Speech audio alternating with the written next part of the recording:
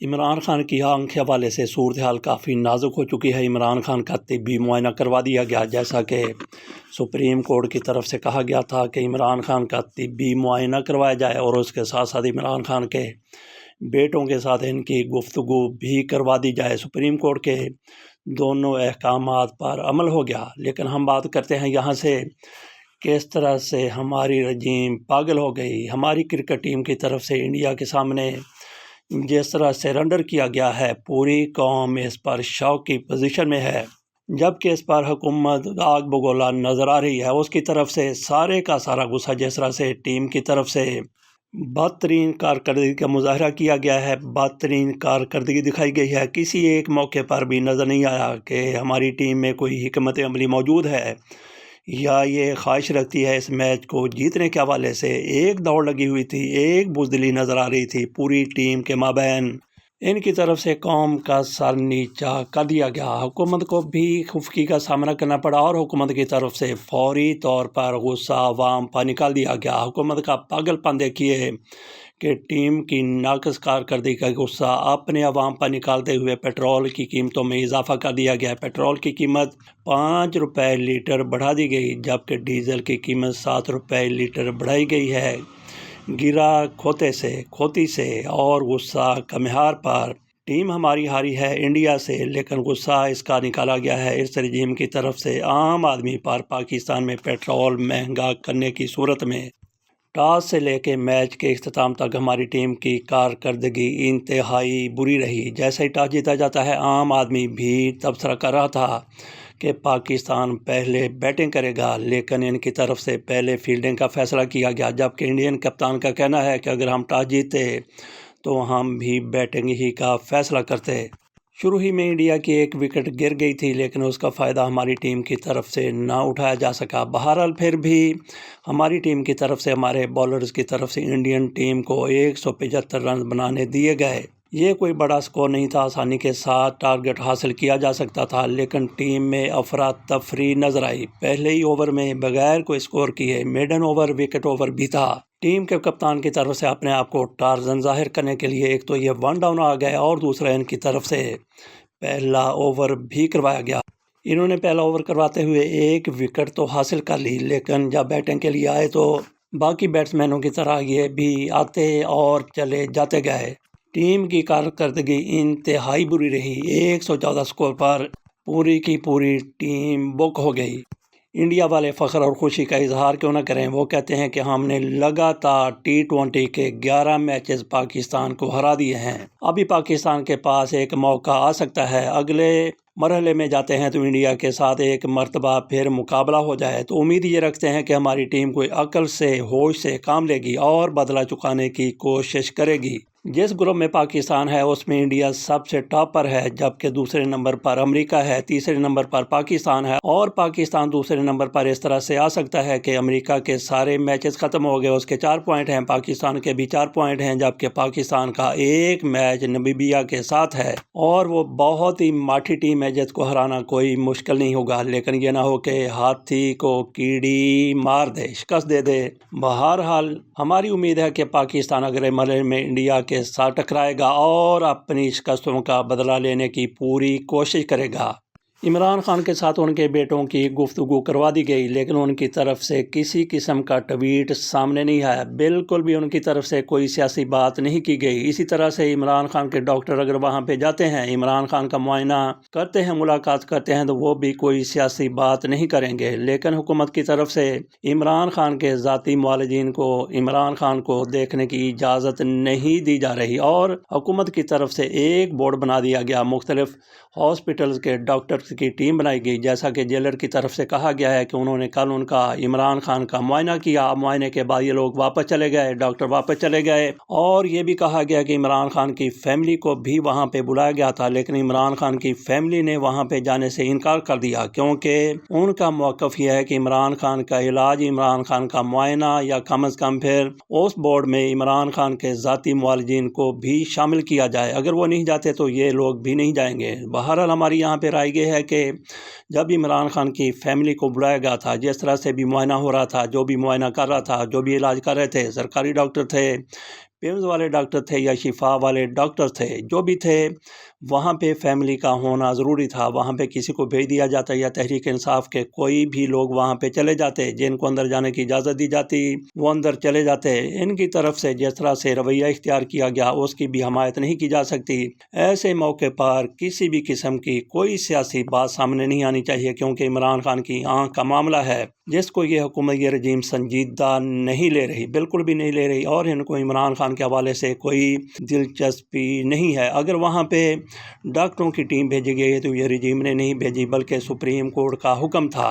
لگتا تو یہ تھا کہ رپورٹ میں 1-2 دن لگ جائیں گے، لیکن ابھی پتہ چلا ہے کہ عمران خان کی طبی معائنے کے بعد رپورٹ بھی آ گئی ہے۔ رپورٹ میں کہا گیا ہے کہ عمران خان کی آنکھ کی تکلیف میں نمایاں کمی آئی ہے، علاج سے مزید بھی بہتری آئے گی۔ معائنہ کرنے والی ٹیم میں بتایا گیا ہے کہ ڈاکٹر فاروق تھے، ڈاکٹر سکندر تھے، ڈاکٹر عارف تھے اور 5 رکنی ٹیکنیشینز کی ٹیم بھی شامل تھی۔ کہا گیا ہے کہ آنکھوں کے ماہر ڈاکٹرز کی ٹیم ہولی فیملی ہاسپٹل کی ایمبولینس میں گیٹ نمبر 5 سے اڈیالہ جیل میں گئی، 1 گھنٹے تک عمران خان کی آنکھ کا معائنہ کیا۔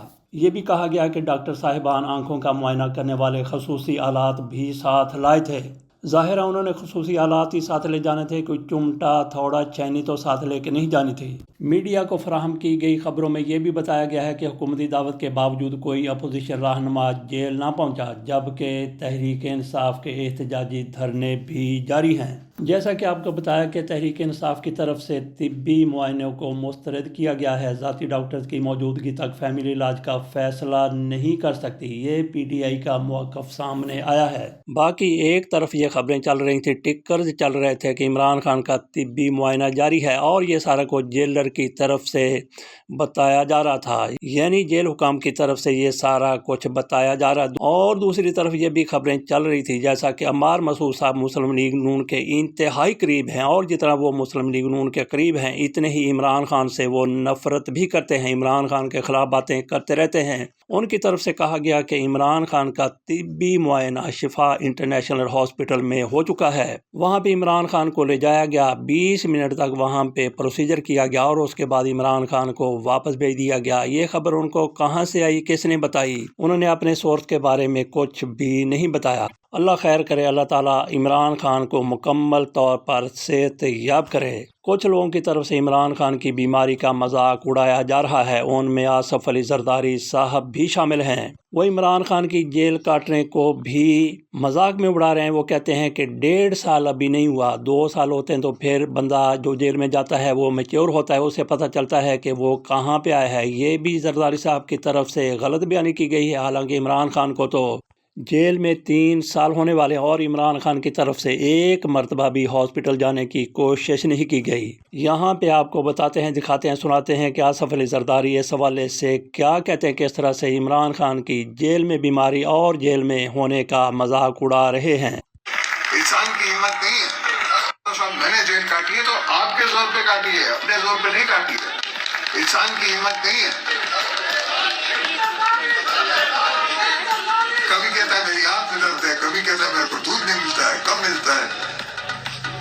بیٹا جیل ہے، جیل میں نہ دودھ ہے، نہ پانی ہے، نہ کچھ ہے، سب کچھ یہی حال ہے۔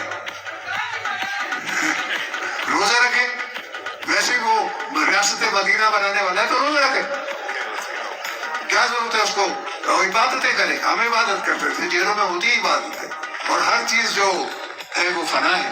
سدا بادشاہی تو میرے مولا کی، انسان کی تو ہے نہیں۔ تو انسان کو اپنی انسانیت اور اپنی کمزوری سمجھ کے پھر قدم رکھنا چاہیے۔ یہ بھی آپ کو بتاتے ہیں کہ آصف علی زرداری صاحب نے کیسے جیل کاٹی اور کیسے وہ جیل میں عبادت کرتے رہے۔ اس پر پی ٹی آئی کے لوگوں کی طرف سے بلکہ 1-2 اکاؤنٹس کی طرف سے آصف علی زرداری کو شدید تنقید کا نشانہ بنایا گیا، یہاں تک کہ آصفہ بھٹو کے حوالے سے بھی بات کی گئی۔ آصف علی زرداری کی طرف سے کہا گیا کہ میں کتنے سال تک جیل میں رہا اور جیل میں ہوتے ہوئے ہی آصفہ کی پیدائش ہوئی تھی۔ تحریک انصاف والوں کی طرف سے یہ کہا گیا ہے کہ چونکہ آصف علی زرداری کو کئی سہولتیں حاصل تھیں، بے نظیر بھٹو بھی ان کے ساتھ ملاقات کر لیا کرتی تھیں، تو ان کی اور عمران خان کی جیل میں بہت فرق ہے۔ اس پر آصفہ کی بہن بختاور کی طرف سے شدید رد عمل کا اظہار کیا گیا۔ انہوں نے کیا کہا وہ بھی حیران کن ہے، جس طرح سے انہوں نے باتیں کی۔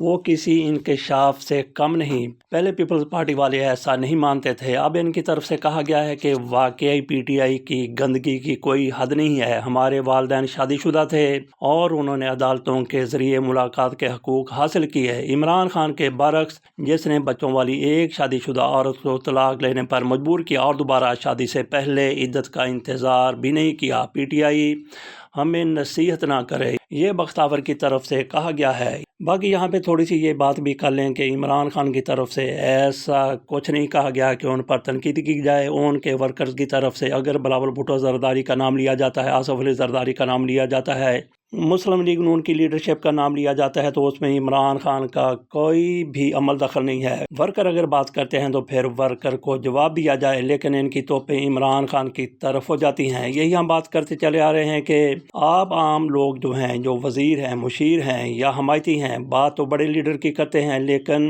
ان کو گالی نہیں پڑتی، بڑے لیڈر کو گالی پڑ جاتی ہے یا بڑے لیڈر کی کردار کشی ہونے لگ جاتی ہے۔ بختاور کی طرف سے کم از کم یہ تو اعتراف کر لیا گیا کہ جیل میں آصف علی زرداری سے ان کی اہلیہ ملاقاتیں کیا کرتی تھیں۔ اب بات کر لیتے ہیں آصف علی زرداری نے جس طرح سے جیل کاٹی، یہ بہت پہلے کی ویڈیو ہے۔ مبشر لقمان کے پروگرام میں شوکت بسرا بیٹھے ہوئے تھے اور ضیاء شاہد بھی بیٹھے ہوئے تھے۔ یہ خبریں کے مالک تھے، خبریں کے چیف ایڈیٹر تھے۔ ان کو آصف علی زرداری کی طرف سے ملاقات کی دعوت آتی ہے، جیل میں ملنے کے لیے کہا جاتا ہے۔ وہ وہاں پہ ملاقات کے لیے جاتے ہیں تو کیا دیکھتے ہیں، ذرا سنیے ضیاء شاہد صاحب کی زبانی، جس سے یہ بھی ثابت ہو جائے گا کہ آصف علی زرداری نے کس طرح سے جیل کاٹی اور کس طرح سے وہاں پہ عبادت کرتے رہے۔ ایک دو جملے میں لوں گا کہ جن شخصیات کے بارے میں بات کرتے وقت ٹوپی سنبھالنی پڑتی ہے کہ اگر ترکی پہنی ہوئی ہو تو وہ گر پڑتی ہے پیچھے، اتنا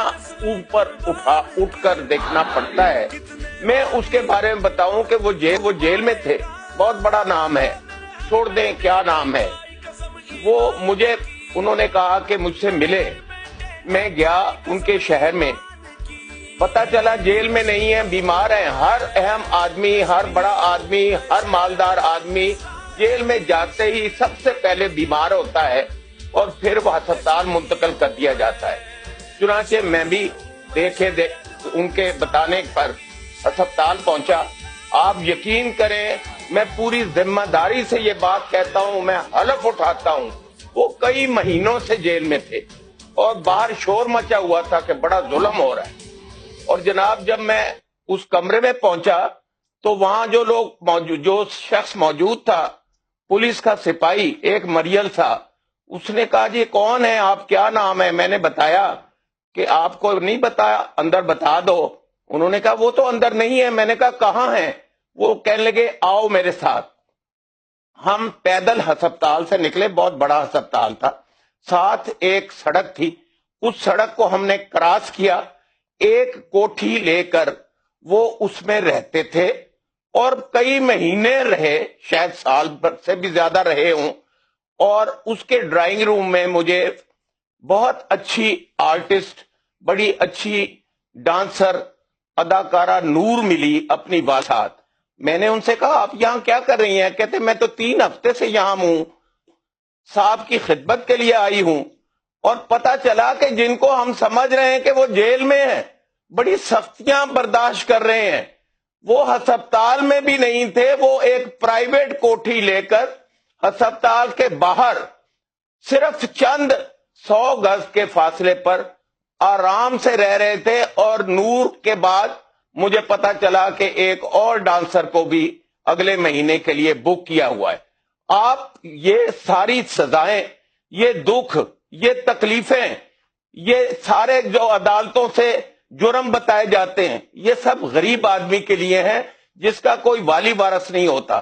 اور میں صرف یہ آپ نے سن لیا کہ آصف علی زرداری کے بارے میں ضیاء شاہد صاحب کی طرف سے کیا کہا گیا ہے کہ وہ کس طرح سے جیل میں شب و روز گزارتے تھے اور کس طرح سے عبادت کیا کرتے تھے۔ عمران خان کو جانے والے کہتے ہیں کہ ایسا سوال ہی پیدا نہیں ہوتا کہ عمران خان کو ایسی سہولت حاصل کرنے کے خواہش مند ہیں۔ اس کے ساتھ اجازت دیجیے، اللہ حافظ۔